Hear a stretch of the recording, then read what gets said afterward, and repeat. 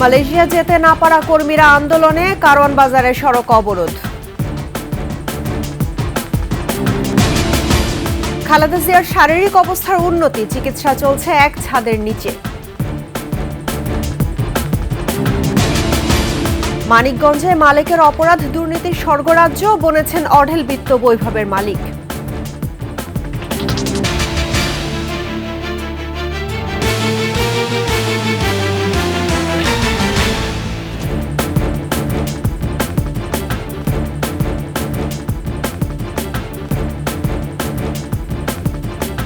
শুনছিলেন সংবাদ শিরোনাম। আমন্ত্রণ ২১শে সংবাদে আপনাদের সঙ্গে আছি রাহনুমা রাহি। দর্শক, ২১শে টেলিভিশনের সংবাদ একই সাথে সরাসরি দেখতে পাবেন আমাদের ফেসবুক পেজ www.facebook.com/2124 অনলাইনে। এছাড়া সাবস্ক্রাইব করতে পারেন www.youtube.com/@21eTV চ্যানেলে।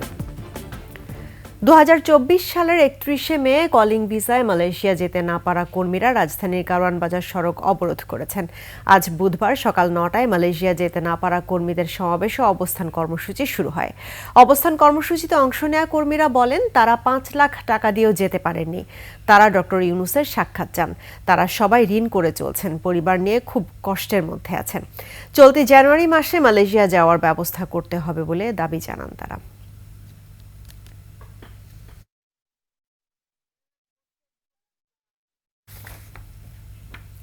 দর্শক, কারওয়ান বাজার সার্ক ফোয়ারায় আছেন আমাদের সহকর্মী মাহতাব মিনহাজ, যুক্ত হচ্ছে তার সঙ্গে।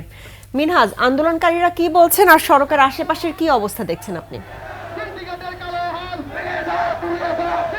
রাহনুমা, আপনি যেমনটি নিউজে বলেছেন, আসলে সকাল ৯টা থেকে মালয়েশিয়া গমনেচ্ছুক যে ১৮,০০০ কর্মী রয়েছে, তারা হচ্ছে সকাল ৯টা থেকে কারওয়ান বাজার সার্ক ফোয়ারার উপরে বসে তারা হচ্ছে আন্দোলনটি শুরু করে।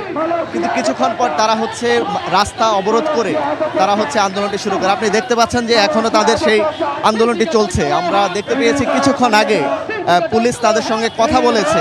কথা বলার পর কিন্তু তারা একেবারে কাফনের কাপড় পরে কিন্তু অনেকে রাস্তায় এখন অবস্থান করছে এবং তারা জানাচ্ছে যে যদি সরকারের পক্ষ থেকে কোনো উপদেষ্টা না আসে ততক্ষণ পর্যন্ত তারা এখানে আন্দোলন চালিয়ে যাবেন। আমরা যখন এতক্ষণ ছিলাম তাদের সঙ্গে আমরা কথা বলেছি, তারা বলেছেন যে তারা যখন ৩১শে মে যখন এয়ারপোর্ট থেকে তাদেরকে ফিরিয়ে দেয়, আসলে তখন থেকেই কিন্তু তারা আন্দোলনটি চালিয়ে যাচ্ছে। কিন্তু সরকার এতদিন ধরে তাদেরকে নানা ধরনের আশ্বাস দেওয়ার পরে কিন্তু আসলে তাদের দাবিগুলো পূরণ করেন। এই জন্যই তারা আজকে রাস্তায় এসে দাঁড়িয়েছে।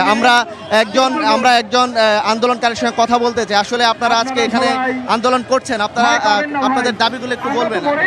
আমাদের দাবি হচ্ছে, আমরা এখানে যারা আসছি সবাই ভুক্তভোগী। প্রায় ২ বছর ১.৫ বছর ৬ মাস ধরে আমাদের টাকা দিয়ে টাকা পাচ্ছি না।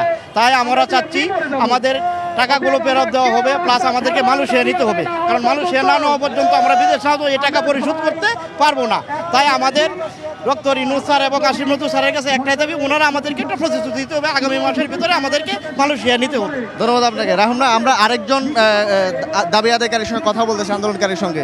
আসলে আপনারা কতক্ষণ এখানে বসবেন? আপনারা এখানে আন্দোলন কতক্ষণ চালিয়ে? আমাদের দাবি যতক্ষণ পর্যন্ত আদায় না হবে আমরা ততক্ষণ পর্যন্ত এই কর্মসূচি চালিয়ে যাব। আমরা রাহনুমা, আপনি যেমনটি শুনেছেন, আসলে তারা আন্দোলন চালিয়ে যাওয়ার কথা বলছে। তারা বলছে যে আসলে তারা যখন ২০২৪ সালে যখন তারা ৪ লাখ টাকা হচ্ছে তারা যখন যখন তারা বিদেশ যাওয়ার জন্য দিয়েছিল, আসলে সেই টাকাটি এখন সুদে আসলে কিন্তু তারা এখন বলছে যে তাদের ৫ থেকে ৬ লাখ টাকা এখন এসে দাঁড়িয়েছে। আসলে তারা বলছে যে এখন তারা খুবই মানবতার জীবন যাপন করছে। তারা এখন সরকারের কাছ থেকে হয় তাদের টাকা ফেরত চায়, অথবা তারা হচ্ছে যে মালয়েশিয়া যদি নাও হয় তারা অন্য যে কোনো একটি দেশে যাওয়ার জন্য তারা সরকারের কাছে দাবি জানাচ্ছে। রাহনুমা, এই ছিল এখান থেকে সর্বশেষ পরিস্থিতি। মিনহাজ, আপনাকে ধন্যবাদ। আপনি নিশ্চয়ই সেখানে থাকবেন, আমরা পরবর্তী খবর আবার আপনার কাছ থেকে জানতে পারবো। বিএনপি চেয়ারপারসন খালেদা জিয়ার শারীরিক অবস্থার উন্নতি হয়েছে। বিশেষজ্ঞ চিকিৎসকদের সমন্বয়ে এক ছাদের নিচে তার চিকিৎসা চলছে। লিভার, হার্ট ও কিডনির পরীক্ষা নিরীক্ষা চলছে। খালেদা জিয়ার ব্যক্তিগত চিকিৎসক ডক্টর AZM জাহিদ হোসেন নিয়ে কথা বলেছেন। সর্বশেষ পরীক্ষা নিরীক্ষার যে রিপোর্টগুলো পর্যালোচনা করেছে এবং পরবর্তীতে আরও কিছু পরীক্ষা নিরীক্ষার জন্য সিদ্ধান্ত হয়েছে এবং আরও 2 জন বিশেষজ্ঞ চিকিৎসক ওনাকে আগামী 2-1 দিনের মধ্যে ইনশাল্লাহ দেখবেন। এর বাইরেও আরও যদি কোনো চিকিৎসা করা যায়, সেজন্যই আমরা জন হপকিন্সের মেডিকেল টিমের সদস্যরাও এখানে অংশগ্রহণ করেছিল।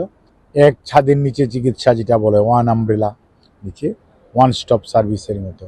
সেটা করার ব্যাপারে ওনারা উদ্যোগ গ্রহণ করেছেন।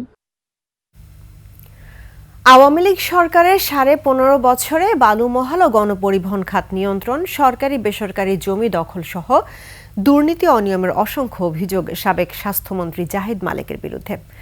মালেক পার্টি গড়ে অপরাধের স্বর্গরাজ্য গড়ে তোলেন নিজ এলাকা মানিকগঞ্জে। হয়েছে অঢেল বিত্ত বৈভবের মালিক। এরই মধ্যে তার নিজের ও পরিবারের সদস্যদের ব্যাংক হিসাব স্থগিত করেছে বিএফআইইউ। সম্পদের তথ্য চেয়ে জেলা সাব রেজিস্ট্রার কার্যালয়ে চিঠি দিয়েছে দুদক। বিস্তারিত থাকছে ডেস্ক রিপোর্টে।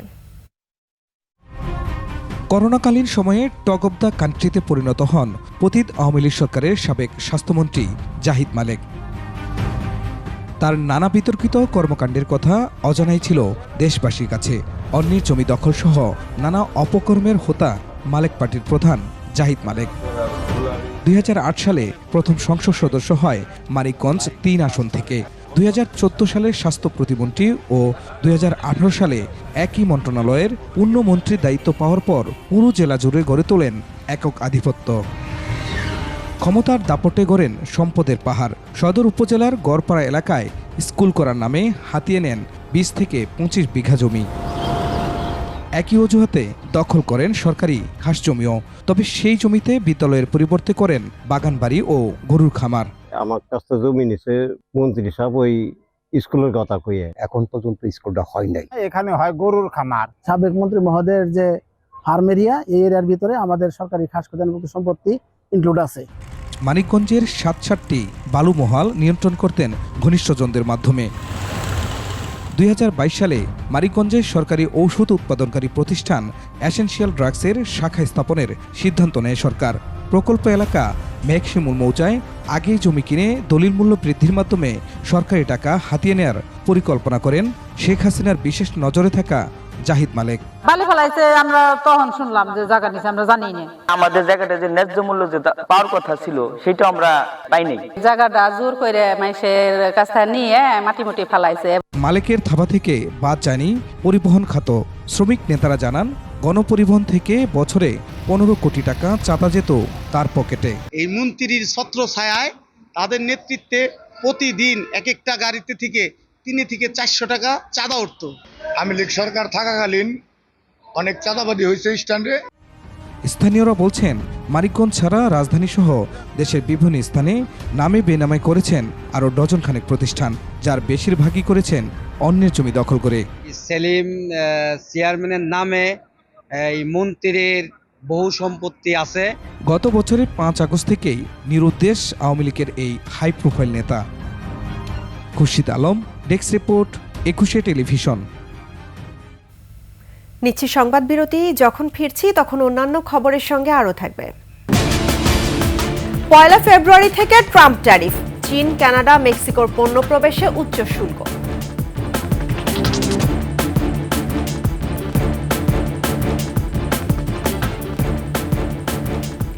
আমন্ত্রণ আবারও 21 সংবাদে। 21 টেলিভিশনের স্বপ্নদ্রষ্টা ও প্রতিষ্ঠাতা চেয়ারম্যান আবু সাঈদ মাহমুদের 21তম মৃত্যুবার্ষিকী আজ। পরিবর্তনে অঙ্গীকারবদ্ধ এই স্লোগান সামনে রেখে 2000 সালে দেশের প্রথম বেসরকারি চ্যানেল 21 টেলিভিশন প্রতিষ্ঠা করেন তিনি। ইংরেজি দৈনিক দ্য ডেইলি স্টার সহ বিভিন্ন প্রতিষ্ঠান তার হাত ধরেই যাত্রা শুরু করেছে। এদিকে সাদাকে সাদা বলার সাহস 21 অব্যাহত রাখবে জানিয়ে দেশকে এগিয়ে নিতে দৃঢ় প্রত্যয়ের কথা জানালেন 21 টেলিভিশনের চেয়ারম্যান ও সিইও আব্দুস সালাম। আরও জানাচ্ছেন তৌহিদুর রহমান। 1933 সালের 10 জুলাই সিলেটে জন্ম নেন 21 টেলিভিশনের প্রতিষ্ঠাতা চেয়ারম্যান আবু সাঈদ মাহমুদ। অল্প বয়স থেকে গণমাধ্যমের প্রতি তাঁর ছিল ব্যাপক আগ্রহ, আর সেখান থেকেই স্বপ্ন দেখা। 1991 সালে তাঁর হাত ধরে ইংরেজি দৈনিক ডেইলি স্টারের যাত্রা। এরপর 2000 সালে প্রতিষ্ঠা করেন দেশের প্রথম টেরিস্টোরিয়াল বেসরকারি প্রতিষ্ঠান 21 টেলিভিশন। একঝাঁক তরুণ সংবাদকর্মী ও অনুষ্ঠান নির্মাতা নিয়ে সংবাদ ও বিনোদন মাধ্যমে নতুন দিগন্ত উন্মোচন করেন আবু সাঈদ মাহমুদ। মৃত্যুর কিছুদিন আগে খানিকটা অভিমানে দেশ ছাড়েন এই স্বপ্নবাজ মানুষ। সেখানে আজকের দিনে মারা যান তিনি। বাবার স্বপ্ন ছিল পরিবর্তনের সাথে মিল রেখে দেশের কল্যাণে এগিয়ে যাওয়া। 21-এর বার্তা কক্ষে এসে সেই স্বপ্নের কথা তুলে ধরেন এস মাহমুদের সন্তান ও 21-এর প্রথম ব্যবস্থাপনা পরিচালক ফরহাদ মাহমুদ। বাবার ব্যাপারে যেটা মনে হয় যে উনি যে বীজ, ইনিশিয়াল সিডস পুঁতে দিয়েছিলেন, সেটা সফলতা, সেটা গ্রো করেছে। পরিবর্তনের সাথে মিল রেখে সামনের দিকে যেতে হয়, নিজেদেরকেও পরিবর্তন করতে হয়, আর সেই বিশ্বাসটা যেন থাকে, আদর্শটা প্রিজার্ভ করে রাখতে পারি, তাহলে যত বাধা বিপত্তি আসুক না কেন 21-এ এগিয়ে যাবে। এস মাহমুদের স্বপ্ন বাস্তবায়নে 21 সাহসের সাথে এগিয়ে যাবে বলে মন্তব্য করলেন 21-এ টেলিভিশনের চেয়ারম্যান ও সিইও আব্দুস সালাম। 21 মানে মাথা নত না করা এবং সাদাকে সাদা, কালোকে কালো বলা, এই ধারাবাহিকতা নিয়ে কিন্তু 21 চলছে। হ্যাঁ, আমাদের অনেক বিপদ বিপত্তি বাধা আসছে, কিন্তু আমরা প্রতিনিয়ত সংগ্রাম করে যাচ্ছি এবং ইনশাল্লাহ আগামীতেও যাব। দেশকে এগিয়ে নিতে 21-এ টেলিভিশন তার সংগ্রাম অব্যাহত রাখবে বলেও জানান তিনি। প্রতিষ্ঠাতা চেয়ারম্যান এস মাহমুদ সাহেব, উনি একজন স্বপ্নবাজ মানুষ ছিলেন।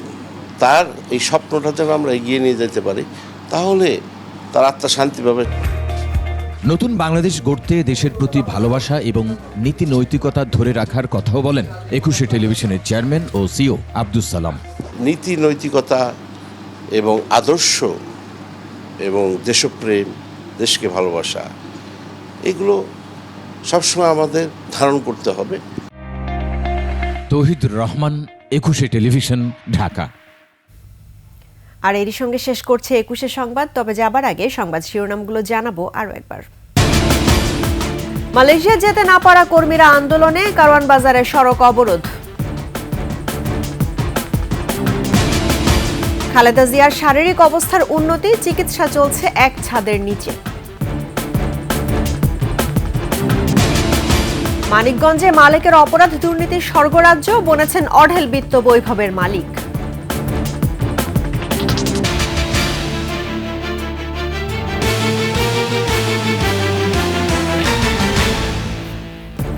দর্শক, 21-এর সর্বশেষ খবর জানতে ডায়াল করুন 2021 নম্বরে, আর ভিজিট করুন 21-tv.com ওয়েবসাইটে। ফেসবুকে ভিজিট করতে পারেন www.facebook.com/2124 অনলাইনে। এছাড়া সাবস্ক্রাইব করতে পারেন www.youtube.com/21etv চ্যানেলে। এতক্ষণ সঙ্গে থাকার জন্য ধন্যবাদ। আমাদের পরবর্তী সংবাদ আয়োজন দুপুর 1টায় দেখার আমন্ত্রণ রইল। 21-এর সঙ্গেই থাকুন।